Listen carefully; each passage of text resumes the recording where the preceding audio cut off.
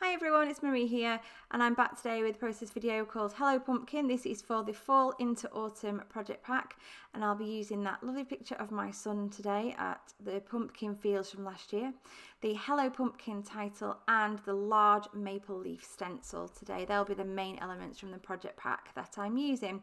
So I've taken a sheet of Vicky Boutin's mixed media paper, and I'm just adding gesso to the entire background, and then let that dry. It doesn't take very long to dry at all. And now I'm adding a reasonably thick layer of texture paste. Now this is the opaque crackle texture paste.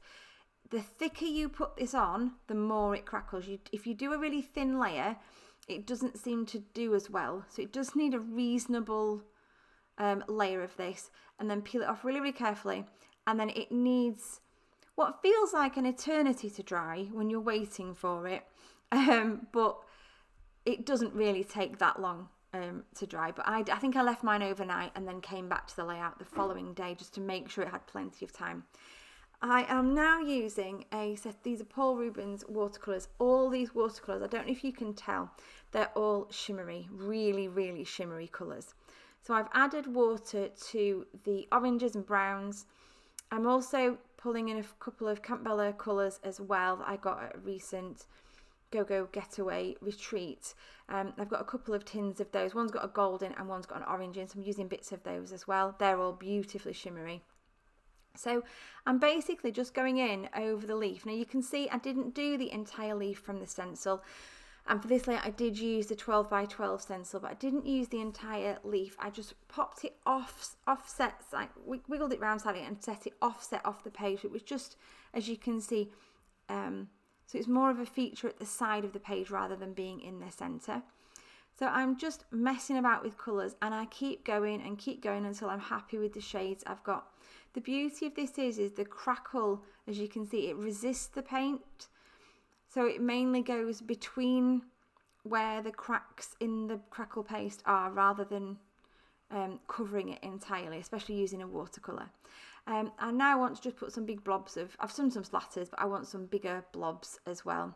I think they took the longest to dry actually when I had to leave this to dry for the watercolours. I didn't want to use a heat tool because my page had already warped quite a bit with all the paste on, so I decided to let it dry naturally, and there you can see all the shimmer there. So I let it dry naturally. And again, I think I might have had to leave this overnight again and then come back to it another day. So this is a bit of a more drawn out layout. I think mixed media layouts can be like that. If you want to use wet mediums on your background, you do have to be a little bit more patient with them. But the effect of that leaf, I absolutely love how it's turned out. So I'm now just going through, again, this is Acorn Lane that I'm using. I don't use a lot of it. I don't use masses of paper, so I don't even think I touch any of the 12 by 12 sheets that I've got. I'm just using bits from the 6 by 8 paper pad. Now I'm just debating, I've just had an idea of leaving this a bit bigger and having it as a tag. So I'm doing it as an upside down tag. So I just cut off a little triangle there, flip it over, place it on the other corner, and then you get a matching corner for the tag, and then just mark to the centre and punch a little hole. And that's where that's going to go. And then I just mess around with the title and end up finding that I love the way it looks sideways. It was never going to be sideways when I had this idea in my head of what this layout was going to be, but it ends up going sideways and I really like it. This is wax twine.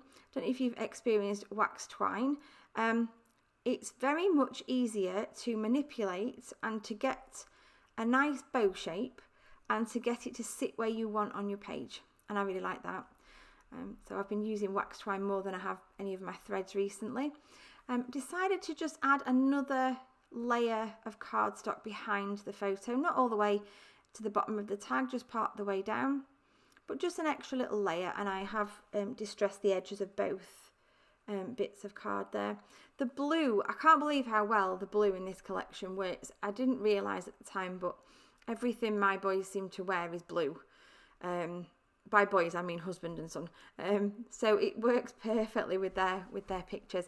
I was absolutely desperate to use that little gnome or gonk, whatever you call them, so I had to put him on here. He was a labour of love designing him. He's or as you will have found from your project pack, he's all in different parts. So his hat and his nose, the hands holding the pumpkin are etched. You've got that detail. The two little feet are separate. And I just think he looks so effective.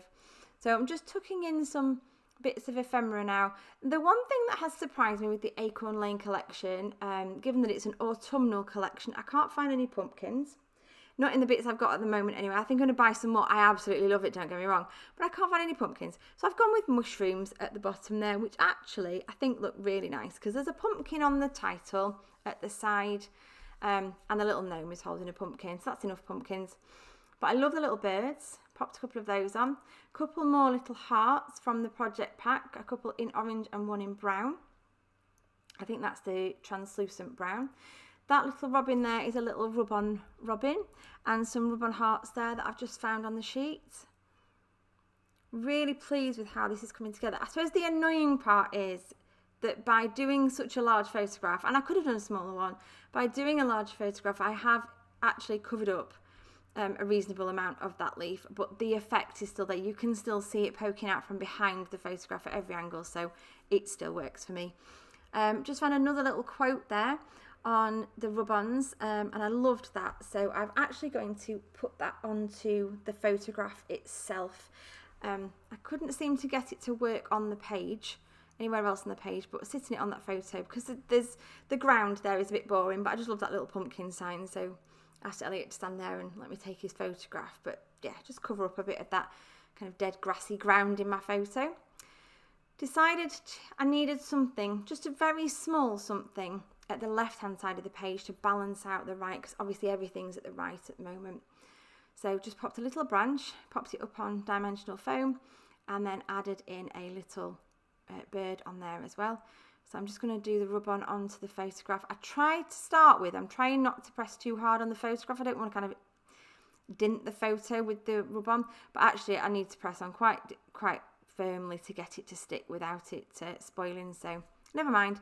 And it doesn't do anything to the photograph underneath at all. You can't tell that I haven't damaged it in any way.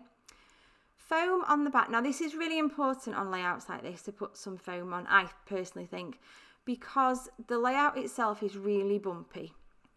The texture crackle paste and just the general warpiness of the paper, now it's had so much wet medium on it, really needs that help to stick down. So I've put foam on, double-sided sticky, and then glue as well to make sure it really does stick.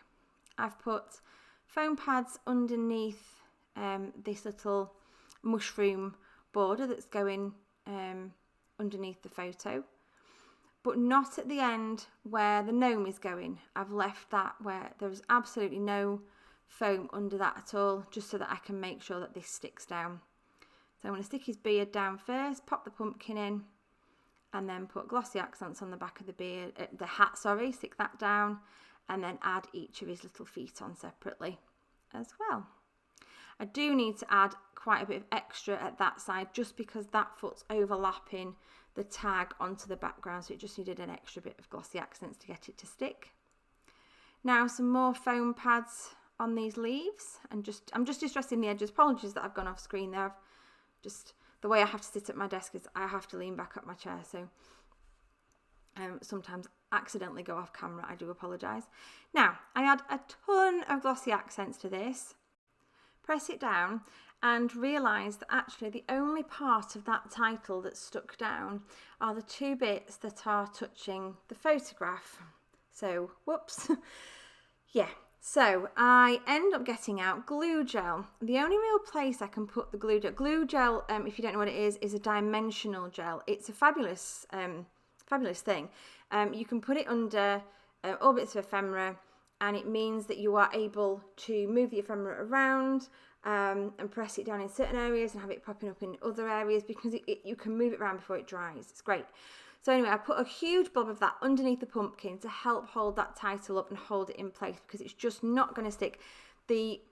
What's underneath it is too rough. It's quite rough, and it's propped up on top of the photo, which is on foam. So it was always going to be a bit of an issue. But that works perfectly well to use that dimensional foam underneath that pumpkin. You've also seen me just add some of the dimensional foam to some of the leaves and rub on some of the rub-ons as well. I'm just debating which flare is going to get tucked in behind those leaves, and I think it's going to be that lovely heart one. The colour matches beautifully. I love the way that that sort of tucks in back there. And because I've splattered all the way around the main part of the layout, I do feel like I need to just do a few little splatters up around this robin. So just use a couple of the same colours and then make a couple of the blobs a little bit bigger by hand as well. So there we go, just popping the glossy accents on the back of that flare, and there it is. There's the finished result.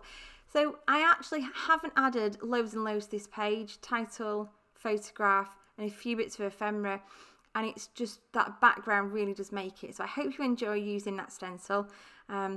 I'm really enjoying using the crackle texture paste at the moment, and I really enjoyed making this page.